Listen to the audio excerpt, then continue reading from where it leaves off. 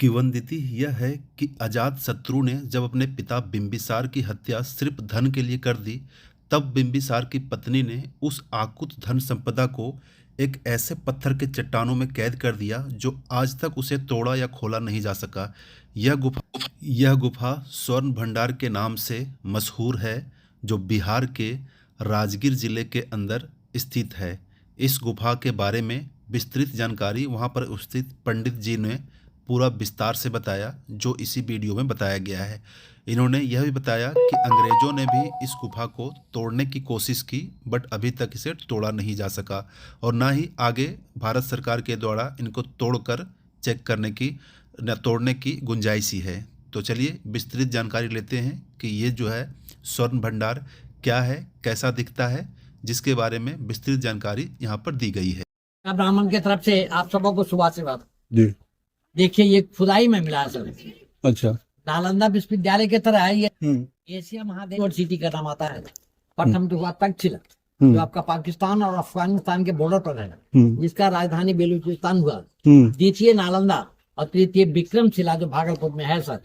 तो नालंदा में दो चाइनीज विद्यार्थी थे, फाहियान और हुएनसंग साहब जब भारत भ्रमण यात्रा किए, तो उनके भारत भ्रमण यात्रा के रिपोर्ट पर यहाँ की खुदाई जो है 1905 में लॉर्ड कैनिंगहैम मार्शल साहब ने करवाए। तो दो गुफाएं मिली, ये पश्चिमी गुफा और दूसरा पूर्वी गुफा। अब इन दो गुफाओं के बारे में इतिहास चला रहा है कि 2600 पूर्व राजगिरी मगध की राजधानी थी और मगध का राजा बिंबिसार थे।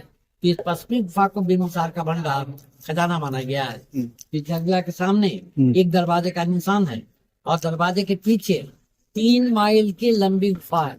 सुरंग है, सोन का मतलब सुरंग होता है। तो उधर आपका हॉट स्प्रिंग गर्म जल का कुंड हुआ। अच्छा। तो गर्म जल कुंड के बगल से 565 सीढ़ी ऊपर पहाड़ चढ़ना पड़ता है।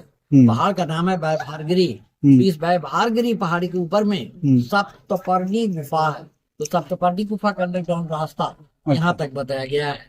और इसी गुफा के भीतर इतिहास है कि राजा बिंबिसार का खजाना छिपा हुआ है। अच्छा। दरवाजा बंद रहने का कारण है कि बिंबिसार का बेटा अजातशत्रु पैसे के लालच में अपने पिता को कैद कर कारागार में बंद कर जब तड़पा कर बरपा डाला।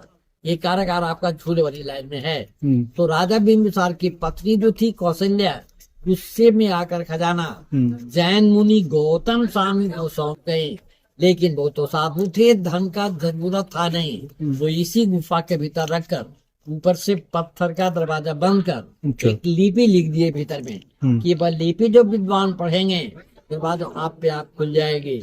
लेकिन सर वो लिपि किसी ने पढ़ा नहीं। जब ब्रिटिश का समय आए तो सामने वाली जंगला से तोप लगा कर तोड़ना चाहा, लेकिन टूटा नहीं। दरवाजे को दाग होकर रह गया। भारत सरकार तोड़ने का कोई कोशिश किया नहीं, क्योंकि पहाड़ के भीतर दम तक लोहा फास्फोरस है, विस्फोटक पदार्थ है। अगर इसे डायनामाइट से तोड़ा जाए ब्लास्ट कर जाएगा, ज्वालामुखी फूटेगा, गर्म जल वगैरह बंद होने का उम्मीद है। इस भय से 1904-5 में लॉर्ड कैनिंगहैम जो ब्रिटिश टाइम में गवर्नर थे, वो ऐसा कानून बना दिए कि प्राचीन नस्ल को नष्ट कर सकते हैं। नष्ट करने वाले को 5 साल जुर्माना और 6 महीना कारागार भोगना पड़ेगा। तो आइए भीतर में दरवाजा देखा जाए, प्रतिमा देखा जाए। तो मतलब ये खजाना के लिए बंद कर दिया गया था ना? हाँ।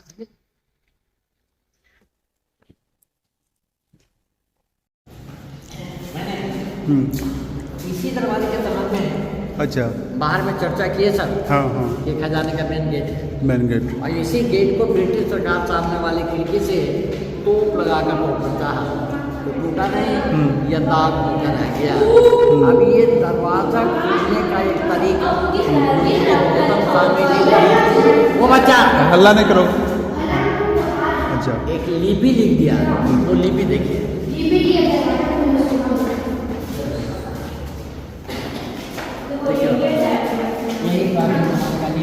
अच्छा। इसी लिपि के बारे में कहा जाता है कि दरवाजा खुलने के मेथड चाबी है। ये लिपि किसी ने पढ़ा नहीं, शंख लिपि नाम से। अच्छा। देखिए पंडित साहब का फिगर है। हाँ। जिन्होंने दरवाजा बंद के लिपि लिखा है, इनका नाम मुनि गौतम स्वामी। नीचे में 1.5 फीट गड्ढा हुआ, इस गड्ढे में पार्श्वनाथ और ऊपर में आदिनाथ बर्थडे था कीमती पत्थर का, तो इसे निकाल कर भारत सरकार ने नालंदा म्यूजियम में रखा। बस यही इतिहास है ना।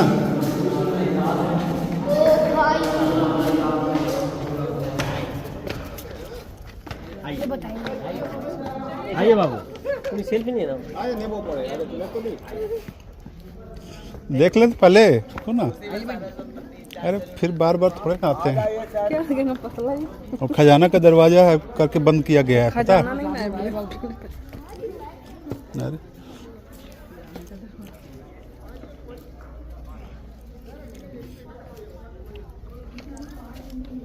ये क्या है? हाँ, खुदाई में ये 2 तल्ले का प्राचीन जैन मंदिर मिला सर। अच्छा। क्योंकि जब राजधानी बदलकर पाटलिपुत्र चली गई, पटना और कालांतर में गुफाएं खाली पड़ गई, तो गुप्ता पीरियड में मुनि भैरव देव यहाँ से जैन धर्म प्रचार का वर्क स्टार्ट किए और वो यहाँ के पत्थरों पर जैन तीर्थंकरों का मूर्ति खुदवाए। तो जैन धर्म में 2 भाग हुआ था गुप्ता पीरियड में, दिगंबर और श्वेतांबर। अब यहाँ पर देखिए कमल फूल का चिन्ह, बिना वस्त्र का प्रतिमा है, अर्थात दिगंबर। छठी तीर्थंकर पद्म प्रभु, हाथी का चिन्ह श्वेतांबर, दूसरा तीर्थंकर जीतता स्वामी, और ये सिंह का 2 मूर्ति श्वेतांबर। 24वां तीर्थंकर भगवान महाविशामी मुस्लिम पीरियड में बख्तियार खिलजी ने किया। अब इसी तरह का फिगर एक इधर देखिए कॉर्नर में भी भगवान महावीर का है, जो यहाँ पे सिंह का चिन्ह है। भगवान महावीर और भगवान बुद्ध ये तो बिल्कुल समकालीन थे, पोर्ट्रेट दोनों का सेम है। भगवान बुद्ध को ज्ञान प्राप्ति बोध गया में हुआ, और भगवान महावीर का ज्ञान प्राप्ति जो है सर रिजुवालका नदी के तट पर कलबुरी के नीचे में बोध गया, गिरिडीह झारखंड में पड़ता है, जिसे पाकिस्तान होता है। यहाँ पे देखिए कलबुरी का चित्रण है, स्पष्टता भगवान महावीर का प्रतिमा है। अब यहाँ पर एक प्रश्न उठता है कि राजा बिंबिसार के समय में प्राचीन महल कहाँ रहा होगा? तो मगध का प्राचीन नाम हुआ गिरिब्रज। गिरी का चौथा पहाड़, ब्रज का चौथा वासियों। यहाँ पर 5 पहाड़ियाँ हैं, विपुलगिरी, रत्नागिरी, उदयगिरी, सोनागिरी और ये व्यवहारगिरी हुआ सर। तो अब ऐसा अनुमान लगाया जाता है कि इसी 5 पहाड़ियों के भीतर राजा बिंबिसार का महल रहा होगा, लेकिन हमेशा प्राकृतिक आपदा भूकंप आता रहा, महल तो जंगलकारी मिट्टी में दब गया, नया राजगिरी बस उनके पास हुआ है। चलिए बहुत बढ़िया। तो मतलब फाइनल यही है कि ये दरवाजा अभी तक खोला नहीं जा सका है, ना ही खोलने का कोई चांस है।